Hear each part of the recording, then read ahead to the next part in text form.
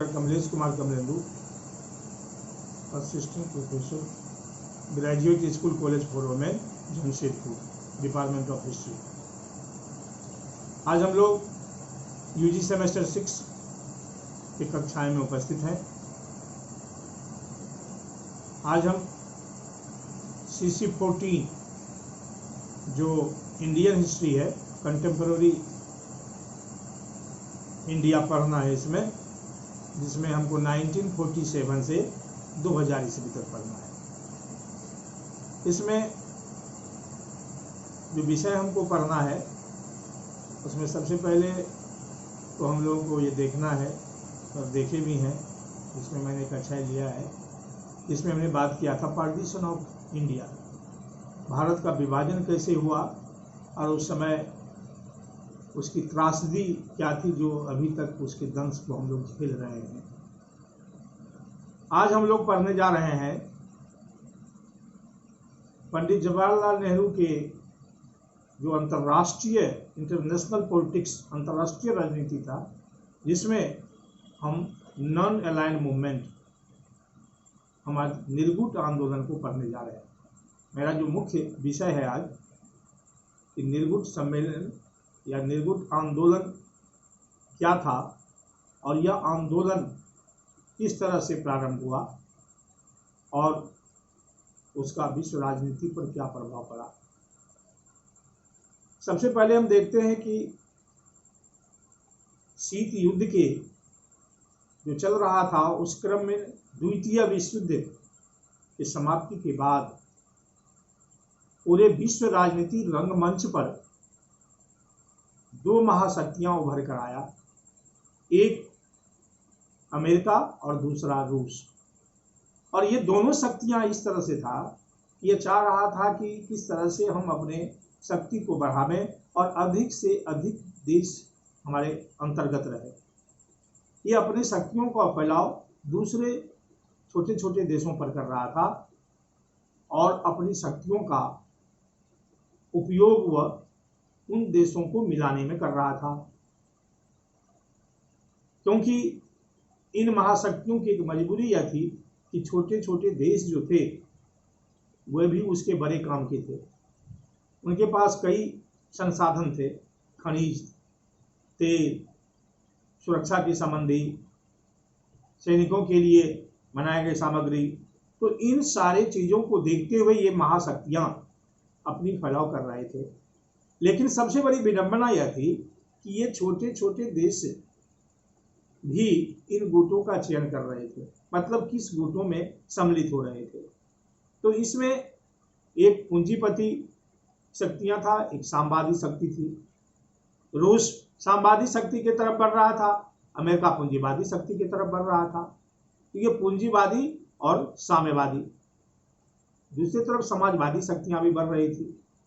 तो इस क्रम में यूरोप महादेश, अफ्रीका महादेश और एशिया महादेश, ये तीन महादेशों में हम देख रहे हैं कि जब उपनिवेश सत्ता थी तो उसके समाप्ति के बाद एशिया में नवजागरण हुआ और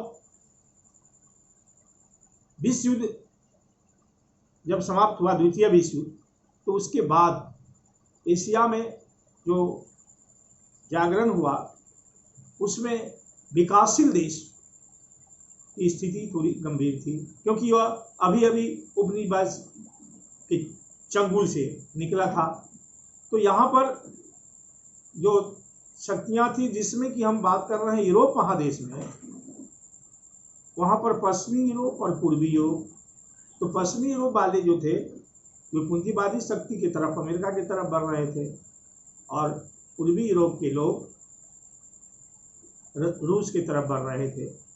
तो इन दोनों महाशक्तियों की ऐसी भीषणता चल रही थी कि लगता था कि आपस में संघर्ष हो जाएगा, आपस में दोनों शक्ति में युद्ध हो जाएगा, टकराहट हो जाएगा। ये दोनों शक्ति आपस में अपने परमाणु शक्ति को, अपनी सामरिक शक्ति को, सैन्य शक्ति को दिनानुदिन बढ़ा रहे थे और एक दूसरे से संघर्षों की स्थिति में थे। तो ऐसी परिस्थिति जब बना कि जहाँ पर हम देख रहे हैं कि दोनों महाशक्तियों के पास एक दूसरे के मुकाबले और परस्पर क्षति पहुंचाने की इतनी क्षमता थी दोनों शक्तियों के बीच में, क्योंकि सामरिक रूप से दोनों शक्ति भरपूर मजबूत थे। तो उसमें कोई भी पक्ष एक दूसरे से खतरा मोल लेना नहीं चाह रहा था, और इस क्रम में प्रतिद्वंद्विता होने के बावजूद शीत युद्ध रक्त रंजित युद्ध का रूप नहीं ले सका था। तो इसमें सबसे पश्चिमी और पूर्वी यूरोप की जब हम बात करते हैं तो यहाँ पर पश्चिमी गठबंधन ने अपने को एक संगठन का रूप देकर 1949 ईस्वी में अगर हम देखें तो उत्तर अटलांटिक संधि संगठन नाटो का निर्माण कर लिया, नाटो। और हम देखते क्या है कि दूसरी तरफ हम देखते हैं कि इसमें 12 देश सम्मिलित हुए। तो इस तरह से पश्चिमी और पूर्वी का जो ये संगठन बन रहा था, पूर्वी गठबंधन का जो नेतृत्व था वह सोवियत संघ ने किया, और इसमें हम वारसा संधि के नाम से भी इसे हम पुकारते हैं, वारसा संधि के नाम से। तो दोनों महाशक्तियों में जो शक्तियां टकराहट बढ़ रहा था, तो इसी में दक्षिण पूर्व एशियाई संधि संगठन सीटो, SEATO, सीटो तथा केंद्रीय संधि संगठन सेंट्रो का नाम भी दिया गया। तो देखते क्या है कि मुख्य रूप से एक दोनों महाशक्तियों के बीच में अगर देखते हैं कि खींचतान का जो क्रम चल रहा था उसका मुख्य बिंदु यूरोप बन रहा था, यूरोप महादेश ही बन रहा था। अब हम इस बात पर जो गुट निरपेक्षता की बात हम करते हैं, गुट निरपेक्षता के आंदोलन का विकास कैसे हुआ, तो इसके पहले हम ये देखते हैं कि महाशक्तियों को अपने इन छोटे छोटे देशों को मिलाने की आवश्यकता क्यों पड़ गई। ये दो देश थे, अपने को गुट बनाने की क्यों आवश्यकता पड़ गई। तो इसका सबसे बड़ा था कि छोटे छोटे देश में ये 5 चीजें थी कि खनिज तेल और महत्वपूर्ण संसाधन थे। दूसरा, सैन्य शक्ति का विकास करने के लिए इन लोगों के पास में सबसे बड़े बात सैन्य शक्ति को बढ़ाना भी उनके लिए उपयुक्त था। तो एक तरह से ये भूभाग दूसरे देशों के भूभागों का भी उपयोग करते थे, क्योंकि जासूसी का काम करने के लिए ये भूभाग उनको काम दे रहे थे। छोटे छोटे देशों का जो क्षेत्र था उसमें छुप कर ये जासूसी करते थे, और क्षेत्रीय गठबंधन में सम्मिलित होने के लिए छोटे छोटे जो देश थे वे सैन्य खर्च वहन करने में भी काफ़ी मददगार साबित हो रहे थे। तो इस तरह से हम देखते क्या है कि इन 5 जो चीज़ें थी इनको लेकर ये दोनों महाशक्ति छोटे छोटे देशों की तरफ अपनी जाल फैला रहे थे। तो ऐसे क्रम में जो है सो हम देखेंगे कि यहाँ पर गुट निरपेक्षता का उदय हो रहा है, जो द्विध्रुवीयता को चुनौती दे रहा है। ये गुट निरपेक्षता की स्थिति का ये हो रहा है कि यूरोप सहित एशिया, अफ्रीका और लातीनी जो अफ्रीकी देश है उसमें संयुक्त राज्य अमेरिका और तथा रूस, ये दो जो शक्तियां थी आपस में काफ़ी गोलीबंद करने लगे। तो इन शक्तियों के बीच में कई देशों की जो स्थिति थी धीरे धीरे अब वे चाह रहे थे अपने ऊपर निर्भर रहने के लिए। ये देश जो थे वे अब नहीं चाह रहे थे कि हम पिछलग्गू की राजनीति करें। अमेरिका और रूस की जो शक्ति थी उससे बाहर आकर ये तीसरी शक्ति के रूप में संगठित होना चाह रहे थे। ये तीसरी शक्ति को मार्ग प्रशस्त करना एक जरूरी हो गया था, इसलिए कि इसमें जो नवोदित राष्ट्र थे, जो नवोदित एशिया था, अफ्रीका के जो नए नए राज्य बने थे, राष्ट्र बने थे, उस पर ये दोनों महाशक्तियां अपना नजर लगाए हुए थे।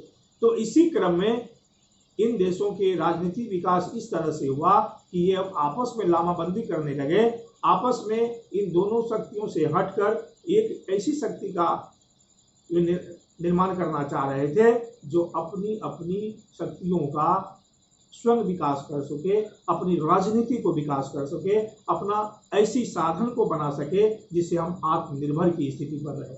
हम केवल दूसरे देशों के पीछे रहकर अपनी राजनीति को न लेकर हम लोग अपनी स्वतंत्र राजनीति का विकास करें। इसलिए इस क्रम में 3 प्रमुख व्यक्ति का नाम आता है।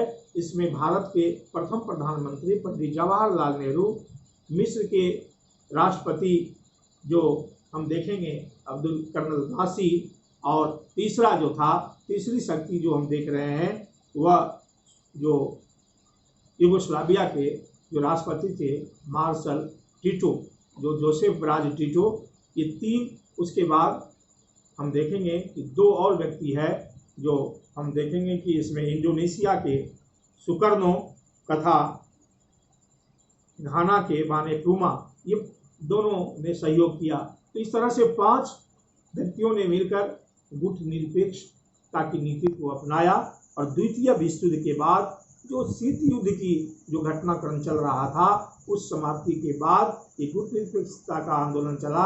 इसका सबसे पहला बैठक जो है वह बेलग्रेड में 1961 में हुआ। 1 से 6 सितंबर तक 1961 में बेलग्रेड में यह पहला जो है इसका सम्मेलन हुआ।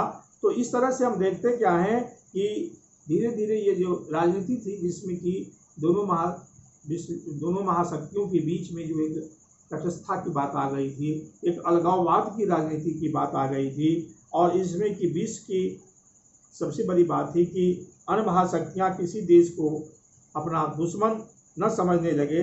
इसका मतलब अलगाववाद विश्व राजनीति में कम से कम इस तरह से कदर से